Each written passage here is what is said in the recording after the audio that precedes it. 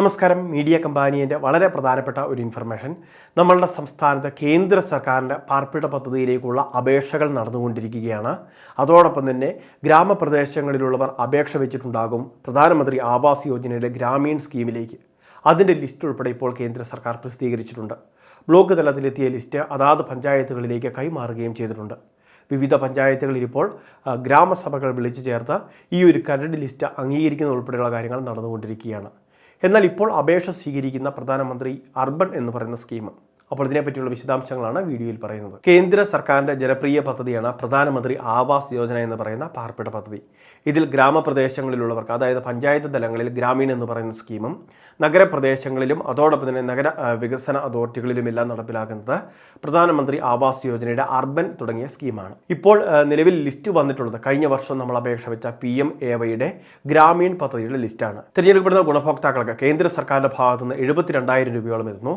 ബാക്കി 48,000 രൂപ നൽകുന്നത് സംസ്ഥാന സർക്കാരായിരിക്കും. ഇങ്ങനെ ഏകദേശം 1,20,000 രൂപയോളം നമ്മളുടെ അക്കൗണ്ടിലേക്ക് ലഭ്യമാകും. ബാക്കി തുക, അതായത് 2,80,000 തുക നമുക്ക് ലഭിക്കേണ്ടത് പിന്നീട് തദ്ദേശ സ്ഥാപനങ്ങളാണ്, ത്രിതല പഞ്ചായത്തുകളാണ്. അപ്പോൾ ജില്ലാ പഞ്ചായത്തിൽ നിന്നും അതോടൊപ്പം തന്നെ ബ്ലോക്ക് പഞ്ചായത്തിൽ നിന്നും ഗ്രാമപഞ്ചായത്തിൽ നിന്നും നിശ്ചിത ഗഡുക്കൾ വീതം അനുവദിച്ചാണ് ഈ 2,80,000 രൂപയോളം ലഭിക്കുക. അങ്ങനെ മൊത്തത്തിൽ 4 ലക്ഷം രൂപയാണ് ഗുണഭോക്താക്കൾക്ക് ലഭിക്കുന്നത്.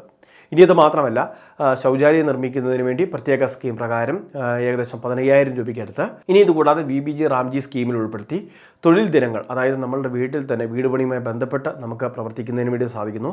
അങ്ങനെ പ്രതിദിനം 401 രൂപ വീതം നമ്മളുടെ അക്കൗണ്ടിലേക്ക് വരുന്ന സ്കീം കൂടിയുണ്ട്.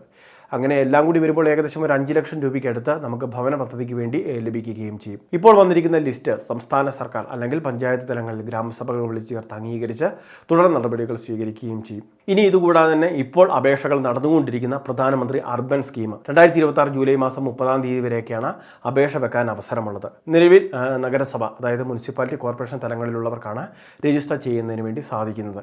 3 ഗ്രൂപ്പുകളായിട്ട് തിരിച്ചാണ് ഈ പദ്ധതി നടപ്പിലാക്കുന്നത്. നമുക്കറിയാം, സാമ്പത്തികമായിട്ട് പിന്നോക്കം നിൽക്കുന്നവർ, എക്കണോമിക്കലി വീക്കർ സെക്ഷന്, അതോടൊപ്പം തന്നെ താഴ്ന്ന വരുമാനത്തിൽ ഉൾപ്പെടുന്നവർ, ലോവർ ഇൻകം ഗ്രൂപ്പ്, അതോടൊപ്പം തന്നെ മിഡിൽ ഇൻകം ഗ്രൂപ്പ് എന്ന് പറയുന്ന ഇടത്തരം വരുമാനക്കാർ. അപ്പോൾ ഇങ്ങനെ 3 ഗ്രൂപ്പുകളായിട്ട് തിരിച്ചിരിക്കുകയാണ്. കുടുംബ വാർഷിക വരുമാനം 3 ലക്ഷം രൂപ വരെയുള്ളവരാണ് സാമ്പത്തികമായിട്ട് പിന്നോക്കം നിൽക്കുന്നവർ. താഴ്ന്ന വരുമാന വിഭാഗം എന്ന് പറയുമ്പോൾ അതായത് 3 ലക്ഷം മുതൽ 6 ലക്ഷം വരെ. പിന്നെ ഇടത്തരം വരുമാനം എന്ന് പറയുമ്പോൾ 6 ലക്ഷം മുതൽ 9 ലക്ഷം വരെ. ഇവിടെ നമുക്ക് സബ്സിഡിയാണ് ലഭിക്കുക. ബാങ്കിൽ നിന്ന് നിലവിൽ പാർപ്പിട പദ്ധതിക്ക് വേണ്ടി ലോൺ അപ്രൂവായി കഴിയുമ്പോൾ പരമാവധി 1,80,000 രൂപ വരെയൊക്കെ ലോണിന് സബ്സിഡി ലഭിക്കുന്ന സ്കീമാണ്. ഇതിലേക്ക് രജിസ്റ്റർ ചെയ്യുന്നതിന് വേണ്ടി ഇപ്പോൾ നമുക്ക് സാധിക്കുന്നതായിരിക്കും. അപ്പോൾ അതിലേക്കുള്ള രജിസ്ട്രേഷൻ ഇപ്പോൾ കൃത്യമായിട്ട് നമ്മുടെ മുനിസിപ്പാലിറ്റികളിലൊക്കെ അന്വേഷിച്ചാൽ പോലും നമുക്ക് ഒരുപക്ഷെ അറിയാൻ സാധിക്കും.